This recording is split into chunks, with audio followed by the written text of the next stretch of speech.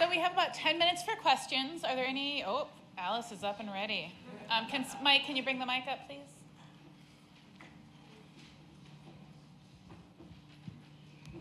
Hi. I was really impressed by your prevention program in high schools because it touched on something that I've been thinking on and off for a long time, which is that by the time we get to work with people and teach them about the pain stuff and whatever, they have usually already been in pain for a long time, often for years and even decades. And I have often wondered, what if we started educating children in school? Like, what would that do? I don't know. So is anybody working on any kind of prevention? Well, that's what we're working on. That's what we got this FACT grant for. And Michael Falcon here, the OT, raise your hand, please, so people know who you are.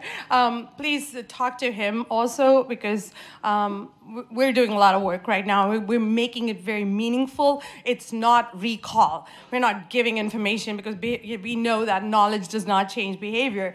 We are making it very meaningful for the kids so they can experience it and then see if that helps. And hopefully next year we're going to apply for middle school and elementary school, because I believe that the education system is a very cool way to start getting into our communities and teachers providing support for the teachers is the other piece that I'm very interested in. We have an online question. From Brian Rutledge. Would Sarah Hogg please proceed to the stage and immediately hug Sharna on my behalf? And will Sharna share her PowerPoint? I guess it's all shareable. Yes. That's from Mickey Townshend. Yes, I will share. Just email me, and I will share it with whoever wants whatever. Except for my kids' pictures. I guess I should take that out. Okay. Was your hand up over here for a question? Mike's going to come up with the microphone. He's sneaking up behind you. When you were talking about considering their violence, did you use the ACEs at all? Say that again. Did you use the information on the ACEs for? Oh yes. That's ACEs is adverse childhood experience. That is a question. I don't know how many of you are familiar with ACEs. Well, we've got quite a few. So that is a standard questionnaire for all my patients in our clinic. For all our group patients, we use the ACEs questionnaire with everyone. Yes, we did look at that. Yes.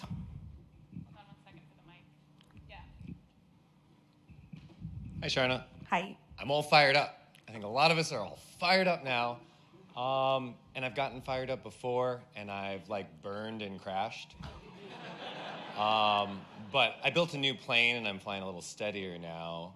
What, for you and your teams, was essential at a personal or interpersonal level in order to kind of build up the programs you've built, besides passion? Because I think we all have passion. Well, in our community, again, I have to go back to Dr. Kokaro because he's such a role model for us that we were very lucky in our community to have an expert like him who is, all he does is reads articles and just synthesizes it, and just every time we use certain words, he goes, no, I'm going to challenge you on that. Pain's not a thing. Pain's not an it. So he corrects us for everything. So you're welcome to join the Mid-Valley Pain Alliance online. It's, and I don't know how else. We don't do anything online. We're not social media people. We're very community focused. So I'm happy to share whatever we've done with you guys. So feel free to talk. We believe in collaboration. We are not we don't do competition, and there's no scarcity. There is absolutely no scarcity. We're ready to give everything we've got.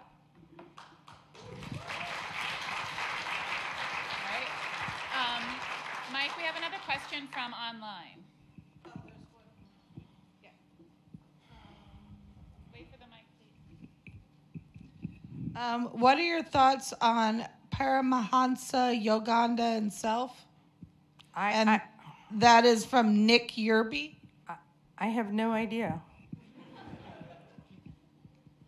I'm sorry, I don't know the answer to that question. Okay. Yeah, if I don't know. Are there any other questions in the room? Katie, up on the... That's right, Mike with the mic. Gopher online named Mike. Thank you, Sharna. I'm also very excited by your work and inspired to do more in my community.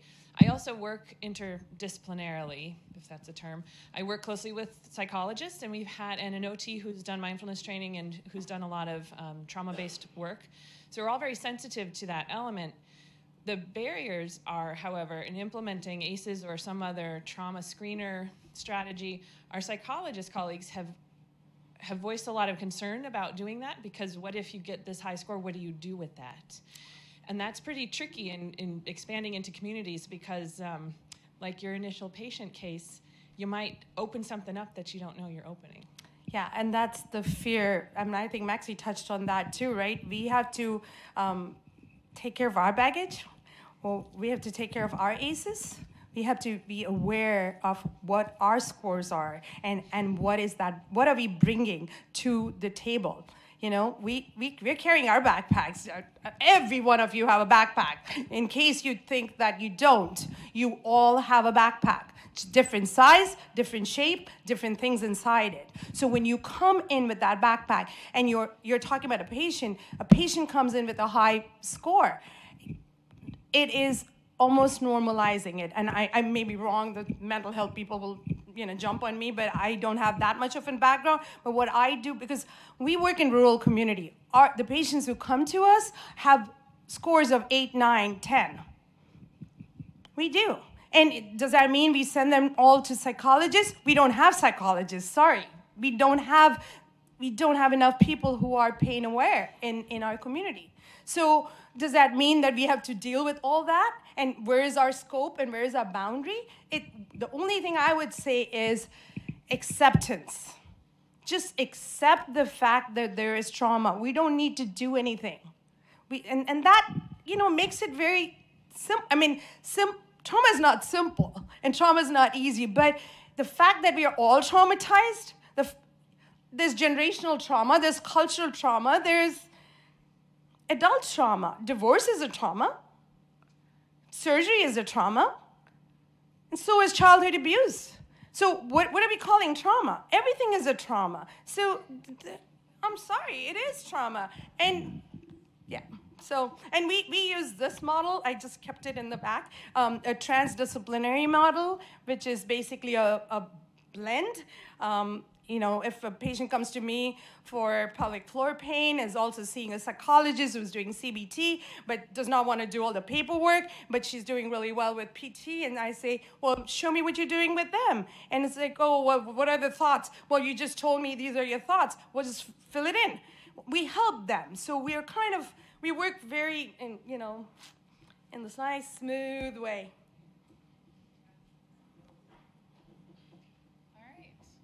All right, we got time for one more question. Jason had his hand up. Is that cool? Okay. I'm around for the next 2 days, so 3 days. I really enjoyed your talk, and first off, thank you for the whole thing about you can have your teddy bears, but get in the car. I absolutely love that line, because a lot of us have teddy bears, Yes, but we've got to go somewhere. And so I loved that. But then I wanted to also thank you for bringing up the word guru in a way that didn't make my skin crawl. Because there's a lot of people that present themselves like, I am a guru. And I've often found that to be a little unsettling because, it seems like it's used to sell things. But now I recognize, but in the way that you reframed it for me, I recognize that there's a lot of gurus in my life that perhaps I haven't recognized and thanked for their contributions to me. And it also occurred to me that intentionally or not, for some people, I may be a guru. And so I really feel like it's incumbent upon me to try to be a good one. So thank you so much for framing that. Thank you, Jason. Just one thing that when people say I am a guru, it is not us who decide. It's not the I am a guru. It's not me who decides that a person is a guru. It's the student who decides who is their guru. So that is a flip. So it's not that I am a guru. I'm that's the expert. That's the preacher. That's the teacher. But it's the student who will recognize that person.